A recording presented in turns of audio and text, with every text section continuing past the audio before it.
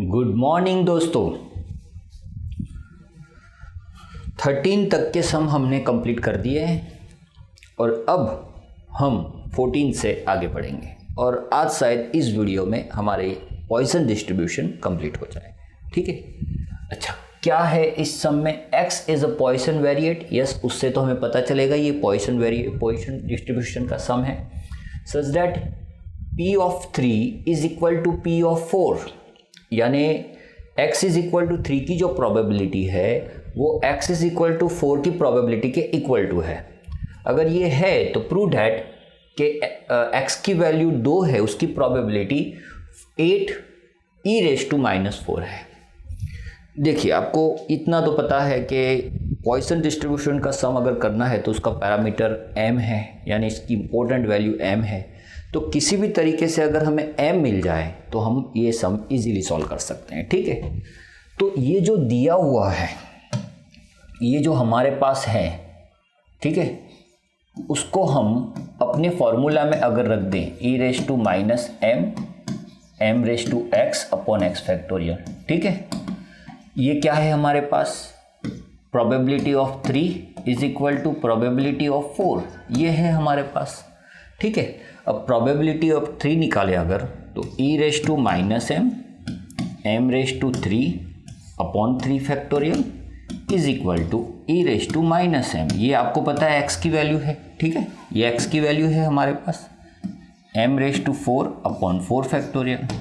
अब both the side जो इक्वल है उसे हम कैंसिल कर सकते हैं डेफिनेटली। कैसे सर? ये अगर मल्टीप्लिकेशन में इस तरफ जाएगा डिवीज़न में तो ऐसे भी कैंसिल होने वाला है। ठीक है, अच्छा अब क्या करें? क्रॉस मल्टीप्लाई करते हैं। इसे हम इसके डिनोमिनेटर में ले जाते हैं और इसे हम इसके न्यूमरेटर में ले जाते हैं। तो क्या मिलेगा मुझे? देखिए, 4 factorial upon 3 factorial is equal to m raise to 4 upon m raise to 3। यहाँ तक क्लियर हो गया? Yes sir.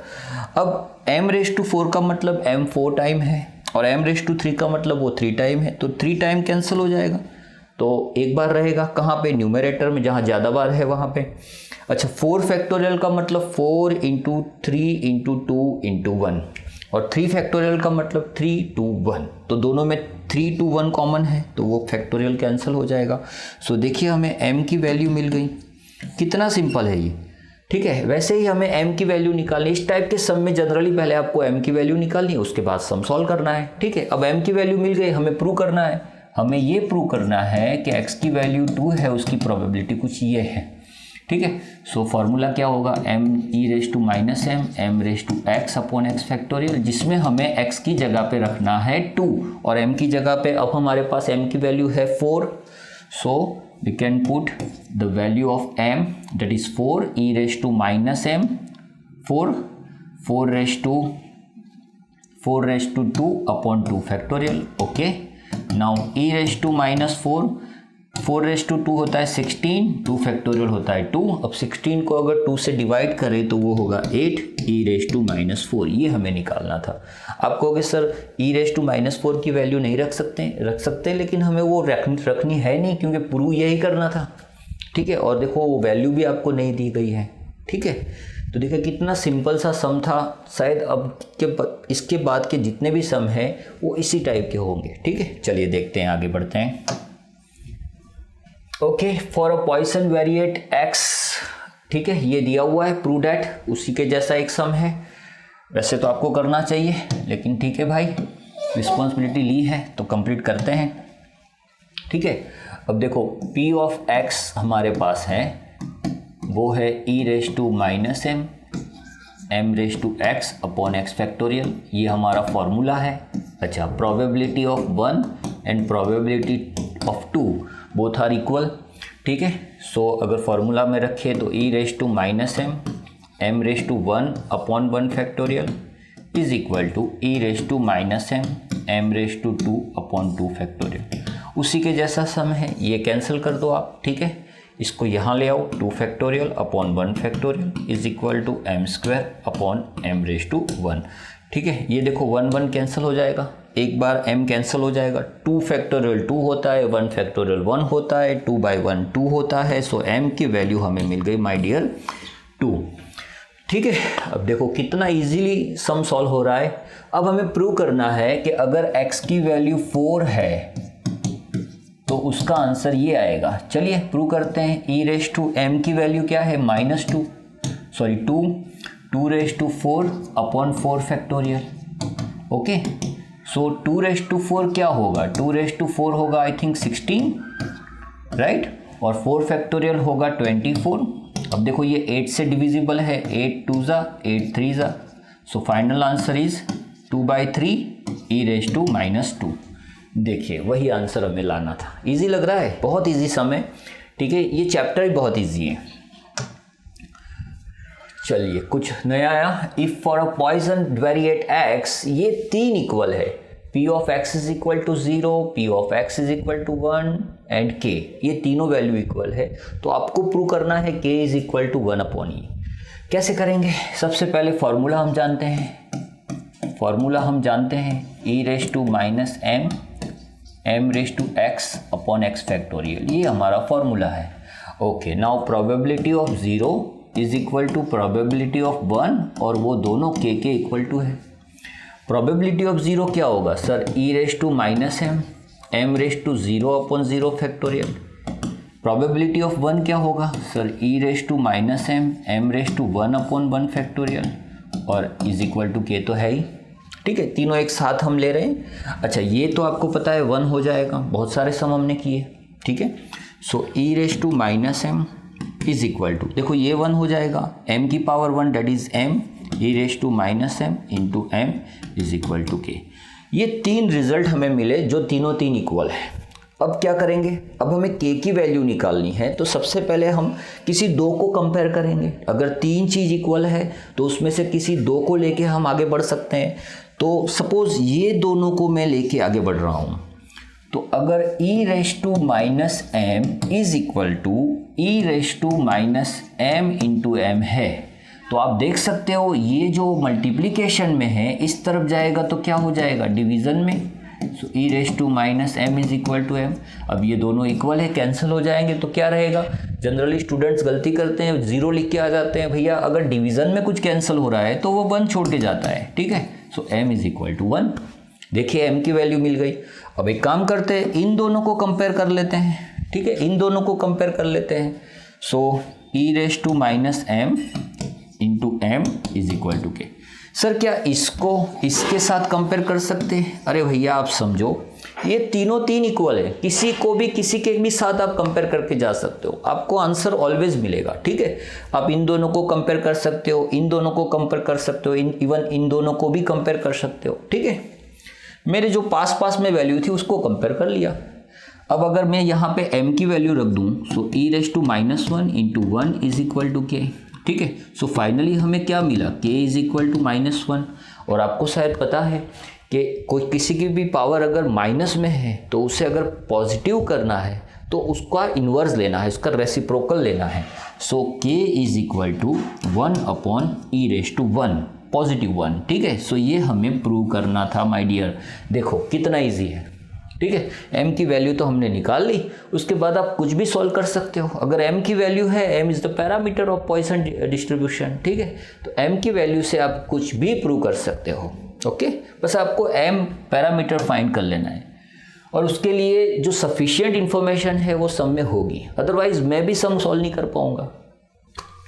देखिए फिर से वैसा ही सम है कुछ। ठीक है, 2 प्रोबेबिलिटी इक्वल है और तीसरी एक फाइंड करनी है। अगर m मिल जाएगा तो आराम से काम हो जाएगा। और ये देख के आप जैसे होशियार स्टूडेंट ने ये तो डिसाइड कर ही लिया होगा कि सर m की वैल्यू क्या होगी, यस 2 होगी। ठीक है, चलिए तो पहले इसका कैलकुलेशन करते हैं, फॉर्मूला लिखते हैं। तो गुजराती मीडियम के बच्चों को भी बहुत पढ़ाता हूँ, तो कभी कभी गुजराती वर्ड्स भी आ जाते हैं मुँह पे, लेकिन आजकल इंग्लिश मीडियम के बच्चे मेरे पास ज़्यादा है। सो ये हो गया। ओके, चलिए इन दोनों को कंपेयर करना है हमें। So probability of 1 is equal to probability of 2। Okay, so e raise to -m raise to 1 लिखने की ज़रूरत नहीं है, यू नो वेरी वेल। ठीक है, e raise to -m raise to 2, sir 2 लिखने की ज़रूरत है। ओके, सो देखो ये तो कैंसिल हो जाएगा, ठीक है। अभी क्या था वैसे ही करेंगे, 2 फैक्टोरियल अपॉन 1 फैक्टोरियल, इसे मैं यहाँ पे ले आया और इसको मैं यहाँ ले जाता हूँ। So is equal to M square upon M. तो देखिए ये कैंसिल हो गया, ठीक है। 2 factorial that is 2, 1 factorial that is 1, so the value of M is 2।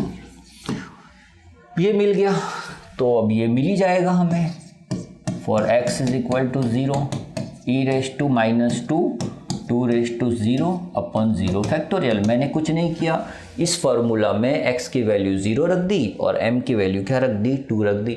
अब ये आपको पता है ये ऑलवेज 1 होता है, so final answer is e raise to minus 2, और हमें वही आंसर लाना था। अच्छा, सपोज ऐसा बोला था प्रूव कीजिए probability of x is equal to 0 is 1 upon e raise to 2, तो यस इसी का आंसर होता है। देखो इसी को सिंप्लीफाई करोगे तो यही मिलेगा आपको, ठीक है।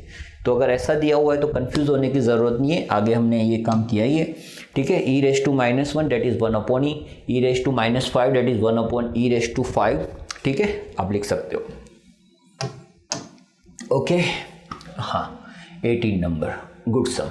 ओके, ये अच्छा सम है, इसमें कैलकुलेशन थोड़ा सा ज़्यादा है। पहले सम पढ़ लेते हैं। x is a Poisson variate and probability of 2 is equal to 9 into probability of 4 plus 90 into probability of 6, find its mean and variance. अब मीन क्या होता है पॉइसन वेरिएट के लिए, पॉइसन डिस्ट्रीब्यूशन के लिए, वेरिएंस क्या होता है। तो आपने अगर प्रॉपर्टीज़ अच्छे से देखी है हमारे फर्स्ट वीडियो में तो आपको पता है मीन को ही हम m कहते हैं, यानी जो फॉर्मूला में m है वही हमारा मीन है, और मीन और वेरिएंस की वैल्यू इक्वल होती है पॉइसन डिस्ट्रीब्यूशन में, ठीक है।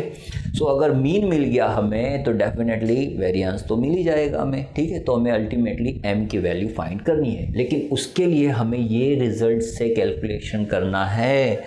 चलिए तो बोर्ड महाराज से थोड़ा स्पेस ले लेते हैं, ओके, और हमारा कैलकुलेशन स्टार्ट करते हैं। सबसे पहले फॉर्मूला लिख लेना चाहिए हमें।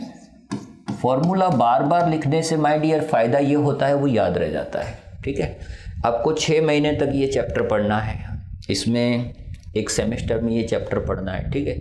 फिर क्या होता है 6 महीने पढ़ने के बाद फिर जब दूसरी कहीं पे और कहीं पे अगर पॉइसन डिस्ट्रीब्यूशन आता है तब हमें ये फॉर्मूला याद नहीं रहता है, भूल गए होते हैं। अगर फिर से करेंगे तो याद हो जाएगा, लेकिन अगर अच्छे से याद रखना है तो आप एक काम कीजिए, उसे लॉन्ग टाइम तक याद रखने के लिए बार बार उस फॉर्मूला को लिखिए, हर एक सम में लिखिए। और वैसे ज़रूरत भी है हमें, e raise to minus m raise to x upon x factorial, ठीक है।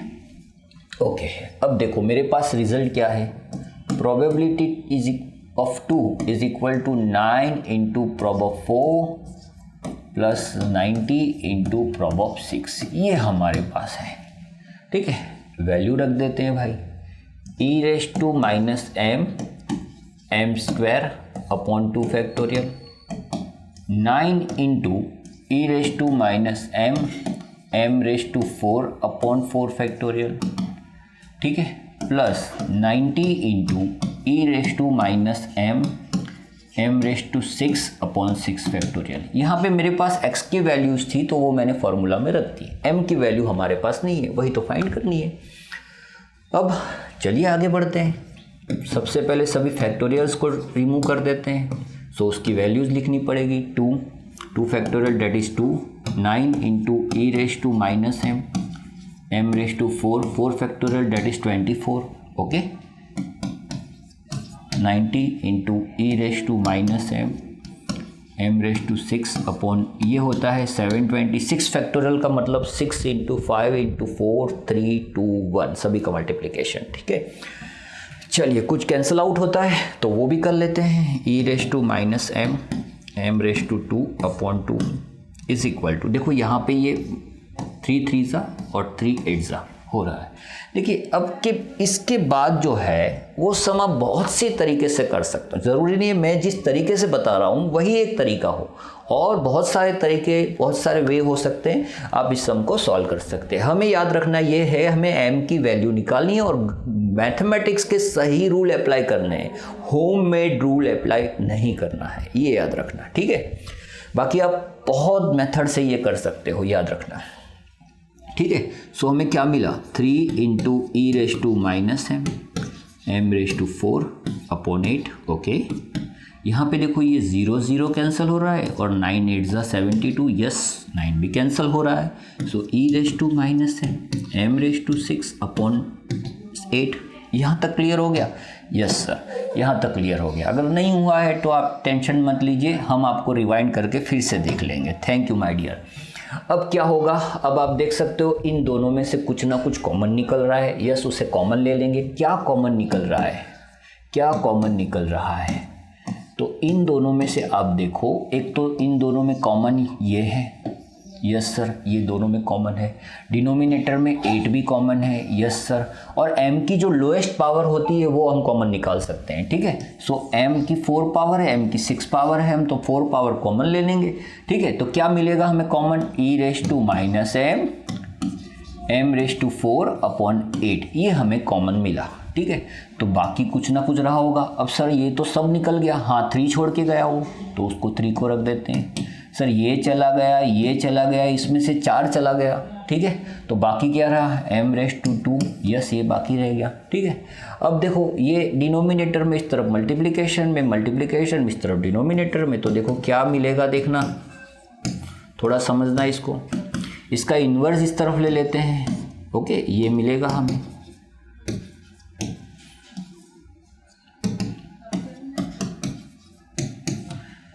तो ये कैंसिल हो रहा है, यहाँ पे ये 4 से कैंसिल हो रहा है और यहाँ पे ये स्क्वायर कैंसिल हो रहा है। सो अल्टीमेटली हमें मिल रहा है 4 upon m square is equal to 3 plus m square. ओके, यहाँ तक क्लियर है? यस सर, क्लियर है।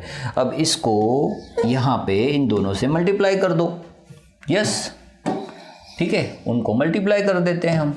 तो क्या बाकी रहेगा? 4 is equal to 3m square plus m raise to 4, और ये 4 प्लस है, इस तरफ आएगा तो माइनस हो जाएगा। सो फाइनली देखो मैं उसको अरेंज भी कर देता हूँ, 3m स्क्वायर और ये माइनस 4, इसको मैं इस साइड ले आया, इज इक्वल टू क्या रह गया? 4 0।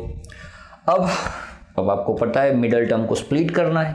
सो 3 को स्प्लिट करना है हमें और 4 का हेल्प लेना है। तो 4 1 ज़ा 4 माइनस 1 दैट इज 3। सो मैं डायरेक्टली आंसर लिख सकता हूँ m स्क्वायर प्लस 4 और m स्क्वायर माइनस 1, ये आप डायरेक्टली लिख सकते हो। अगर यहाँ पे कोई कोएफिशिएंट नहीं है तो आप ये डायरेक्ट आंसर लिख सकते हो, बहुत इजी होता है। ओके, अगर ये नहीं पता है तो फैक्टराइजेशन के मेरे वीडियो आप यूट्यूब पे चेक कर सकते हो। ठीक है, वो देख लो। अब अगर इन दोनों ब्रैकेट का प्रोडक्ट 0 है तो या तो फर्स्ट ब्रैकेट 0 हो सकता है या फिर सेकंड ब्रैकेट 0 हो सकता है। ठीक है, कोई एक तो 0 होगा ही होगा। सो अगर फर्स्ट ब्रैकेट 0 है तो m square is equal to क्या मिलेगा? -4। और अगर m square is equal to -4 है so m is equal to मिलेगा रूट -4। अब रूट -4 इज नॉट पॉसिबल। ठीक है, वो पॉसिबल नहीं है। माइनस वैल्यू का आप रूट नहीं निकाल सकते। इवन आप अपने कैलकुलेटर से पूछोगे तो वो भी आंसर देगा।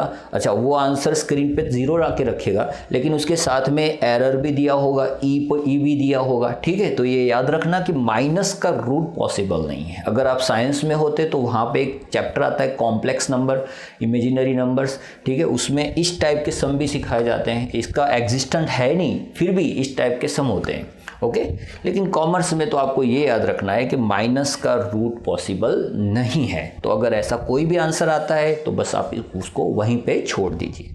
अब अगर ये -1 इस साइड आएगा तो वो प्लस हो जाएगा। ठीक है, और अगर m square is equal to 1 है so m is equal to plus और -1 होगा। लेकिन देखो, किसी भी नंबर का रूट जो होता है वो प्लस भी हो सकता है, माइनस भी हो सकता है। कंफ्यूजन मत करना, माइनस का रूट नहीं निकल सकता, माइनस वैल्यू का रूट पॉसिबल ही नहीं है। लेकिन किसी भी नंबर का जब आप रूट निकालते हो माय डियर, तो वो प्लस भी हो सकता है और माइनस भी हो सकता है। ठीक है, सो यहाँ पे मैंने दोनों आंसर लिखे, लेकिन चैप्टर वाइज, चैप्टर के हिसाब से अगर देखें तो यहाँ पे -1 पॉसिबल नहीं है। रीज़न आपको पता है, जो m होता है वो n और p का प्रोडक्ट होता है। अब इसमें से कोई एक भी माइनस हो ही नहीं सकता। इवन प्रोबेबिलिटी तो कभी माइनस होता ही नहीं है, वो तो 0 और 1 के बीच में होता है। और नंबर ऑफ सैंपल्स भी कभी माइनस में नहीं हो सकते। 0 हो सकते हैं सैंपल, लेकिन माइनस में नहीं हो सकते। तो यहाँ पे ये जो माइनस आंसर मैंने लिखा है वो यहाँ पे पॉसिबल नहीं है, सो मैं सिर्फ लिखूंगा m is equal to 1। Okay, so देखो हमें शायद यही प्रूव करना था। अच्छा, प्रूव नहीं करना था, वैल्यू निकालनी थी। तो हमें मीन की वैल्यू निकालनी थी, दैट इज़ 1, और वेरिएंस भी 1 ही होता है। Mean and variance are equal in Poisson distribution. Okay, बहुत अच्छा सम था, लंबी कैलकुलेशन थी, लेकिन एक दो बार देखोगे तो आ जाएगा। और आप डिफरेंट मेथड से भी आप ट्राई कर सकते हो, 100% करना चाहिए आपको, ठीक है। और हाँ, अगर आपने कोई ट्राई किया है, नहीं आता है, तो भैया हम बैठे, टेंशन क्यों ले रहे हो, ठीक है। देखो फिर से एक इजी सम आ गया। If x is a Poisson variate and the probability of 0, that is 0.05, prove that the probability of x greater than 2 is equal to 0.575। Okay, निकालते हैं। सबसे पहले हमारे पास क्या है, हमारे पास सर फॉर्मूला तो है, just we all have formulas, ठीक है। फॉर्मूला का हम यूज कर सकते हैं अच्छे से, e raised to minus m raised to x upon x factorial। Now the probability of 0 is e raised to minus m raised to 0 upon 0 factorial। Okay, सो हमें, अच्छा ये प्रोबेबिलिटी आपको दी गई है 0.05, डेट इज, अब देखो ये तो 1 हो जाएगा, सो e रेस टू क्या रहेगा -m, बस ये मिला। देखना, आप समझना, ये m की वैल्यू नहीं है, ये e रेस टू -m की वैल्यू है। ओके, अब इसके ऊपर से आप टेबल फाइंड करके, टेबल को उल्टा देख के, उल्टा यानी उल्टा नहीं करना है, ठीक है, टेबल को उल्टा देखना है, m की कौन सी वैल्यू के लिए e रेस टू -m 0.05 होता है, ठीक है, आप ये कर सकते हो। लेकिन यूनिवर्सिटी आपको ये जो e रेस टू -m की जो वैल्यूज़ का जो टेबल है वो प्रोवाइड नहीं करता है, तो फिर आप ये सब कैसे सॉल्व करोगे, चलो वो भी सीखेंगे, ठीक है। लेकिन हम आगे बढ़ते हैं। देखो वैसे तो यहाँ पे दिया हुआ है, हेल्प दी गई है, आप देख सकते हो, ठीक है। टेबल नहीं देते हैं इसीलिए ये हेल्प दे देते हैं, लेकिन फिर भी मैंने आपको पहले भी कहा था, मैं आपको ये वैल्यू कैसे फाइंड करते हैं वो बताऊंगा, तो अब वो टाइम आ गया है और हम डेफिनेटली देखेंगे, ठीक है। वरना हमारे पास तो m की वैल्यू है, देख लीजिए आप, ठीक है। ओके, अब मुझे करना क्या है, मुझे फाइंड ये करना है x ग्रेटर देन 2। अब x ग्रेटर देन 2 का मतलब क्या होता है सर, x ग्रेटर देन 2 का मतलब होता है x की वैल्यू 3 हो सकती है, या फिर 4 हो सकती है, या 5 हो सकती है, या उससे ज़्यादा कुछ भी हो सकती है। अब ये तो फाइंड कर नहीं पाएंगे हम, तो उसका ऑल्टरनेटिव क्या है हमारे पास सर, उसका ऑल्टरनेटिव ये है कि आप 1 में से इसके अलावा यानी P0 की वैल्यू, P1 की वैल्यू और P2 की वैल्यू का टोटल 1 में से माइनस कर दो। यस, ये सही रास्ता रहेगा।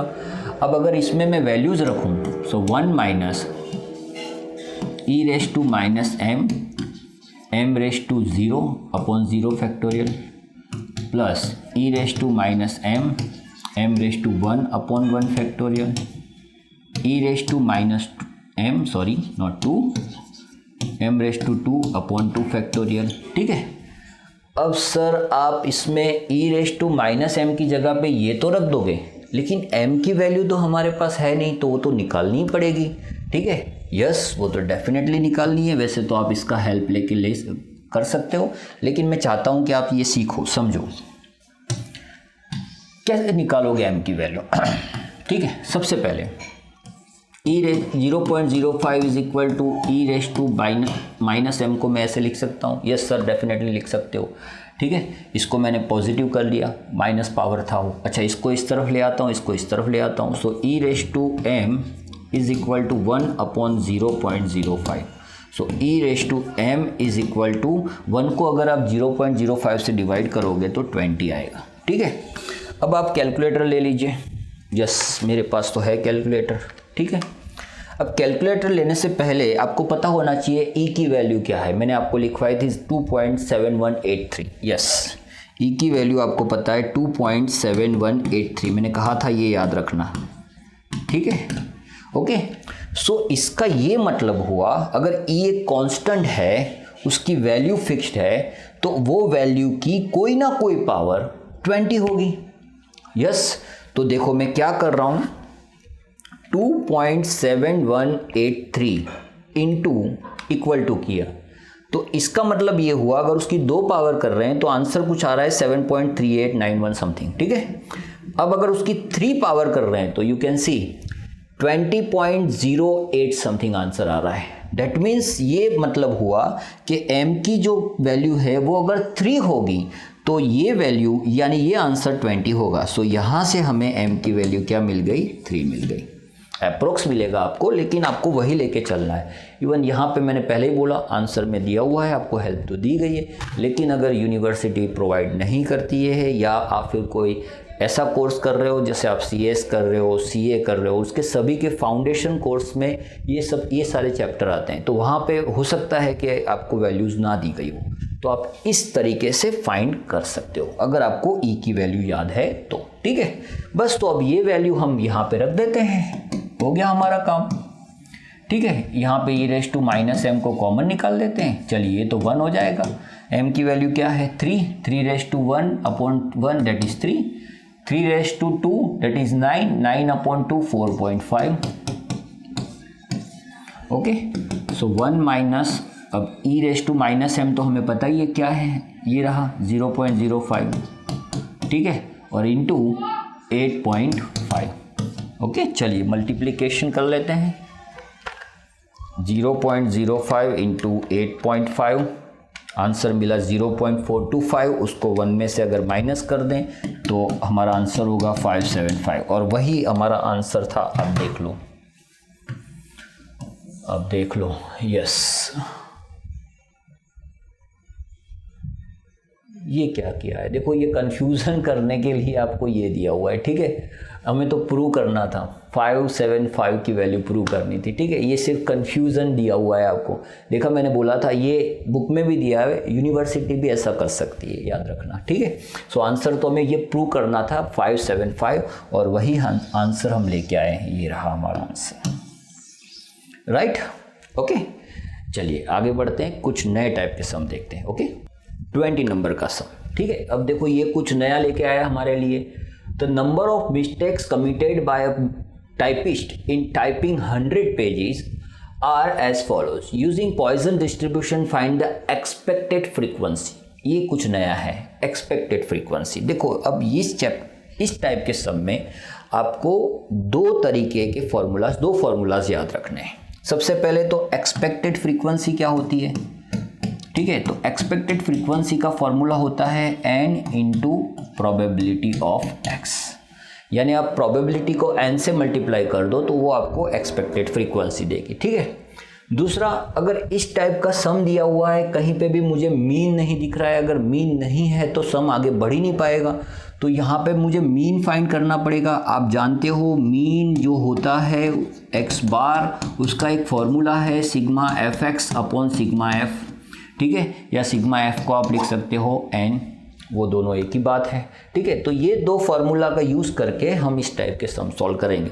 2 सम में करवाऊंगा, आप इजीली समझ में आ जाएगा क्या करना है इस टाइप के सम में, ठीक है। चलिए तो सबसे पहले काम तो हम ये कर लेते हैं, ओके, हाँ, थोड़ा सा स्पेस मांग लेते हैं बोर्ड से, ठीक है। करना क्या है आपको, करना ये है कि आपको ये जो नंबर ऑफ मिस्टेक्स पर पेज है वो हमारे लिए x है, x की वैल्यू है 0, 1, 2, 3, 4 एंड 5, और नंबर ऑफ पेजेस है वो हमारे लिए फ्रीक्वेंसी है, ठीक है। सर वो कैसे पता चलेगा, ठीक है, ये पता इस तरीके से चलेगा, the number of mistakes committed by a typist in typing 100 pages are as follows, using Poisson distribution find the expected frequency, ठीक है। अब देखो ये नंबर ऑफ पेजेस है वो f फ्रीक्वेंसी के हिसाब से लिया, और ये जो वैल्यू है वो कभी भी x की वैल्यू नहीं हो सकती, इतनी बड़ी वैल्यू। अगर इतनी बड़ी वैल्यू आप x की लोगे तो x का 42 फैक्टोरियल आपको निकालना पड़ेगा, कितना लेंदी हो जाएगा। तो ये थोड़ा समझ के चलना, ठीक है, कि ये x की वैल्यू नहीं है, ओके। ये 33, ये 14, ये 6, 4 एंड 1, ठीक है। अब हमारे पास अगर f एंड x है तो आप फाइंड कर लो fx, यानी इन दोनों का मल्टीप्लिकेशन, ठीक है, इन दोनों का प्रोडक्ट। चलो 0 into 42 that is 0, 1 into 33 that is 33, 2 into 14 that is 28, 6 into 3 that is 18, 4 into 4 that is 16 and 5 into 1 that is 5 और इनका ग्रांड टोटल अगर मैं निकालूँ तो 100, ये 100 आता है, ठीक है। यानी सिग्मा एफ एक्स 100 है, अगर इसका टोटल करें तो वो भी 100 है, तो हमें कैपिटल एन मिल गया 100, ओके, ठीक है। चलिए अब मीन फाइंड कर लेते हैं। तो मीन का फॉर्मूला क्या है सर? मीन का वही बरसों पुराना फॉर्मूला, ठीक है, sigma F X upon N या सिग्मा एफ कह सकते हो आप। सो 100 को अगर 100 से डिवाइड करोगे तो वो 1 आएगा। सो m की वैल्यू हमें मिल गई 1। अब इन सभी x के लिए हमें प्रोबेबिलिटी फाइंड करनी है, ठीक है, सभी x के लिए, तभी जाके हमें एक्सपेक्टेड फ्रीक्वेंसी मिलेगी इन सभी x के लिए। ओके सर, ये फ्रीक्वेंसी, यस ये फ्रीक्वेंसी है, लेकिन हमें फाइंड करनी है एक्सपेक्टेड फ्रीक्वेंसी। ओके सो सभी के लिए कैलकुलेशन करना पड़ेगा।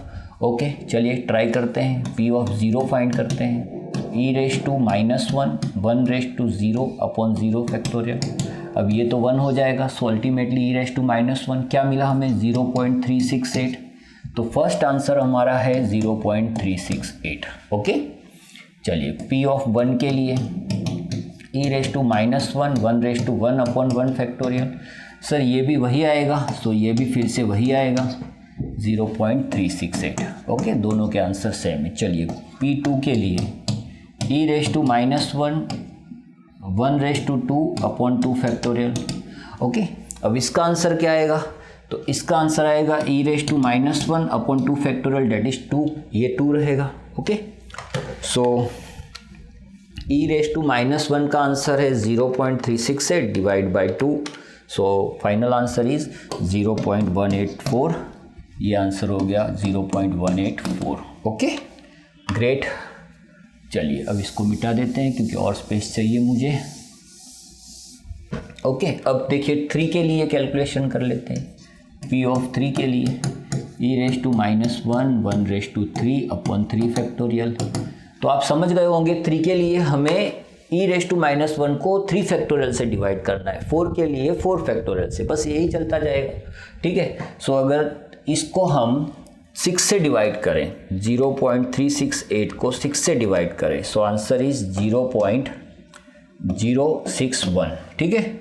और 4 फैक्टोरियल यानी 24 से डिवाइड करें, 368 divide by 24 that is 0.015। Okay और अगर 0.368 5 फैक्टोरियल से 120 से डिवाइड करें तो आंसर होगा हमारा 0.003, ये हमारा आंसर होगा। ओके ठीक है। चलिए अब एक्सपेक्टेड फ्रीक्वेंसी फाइंड करनी है, एक्सपेक्टेड फ्रीक्वेंसी, और उसका फॉर्मूला बहुत सिंपल है, n into P of x. n यानी ये वैल्यू लेनी है और p ऑफ x यानी इन सबको p ऑफ x से मल्टीप्लाई करना है।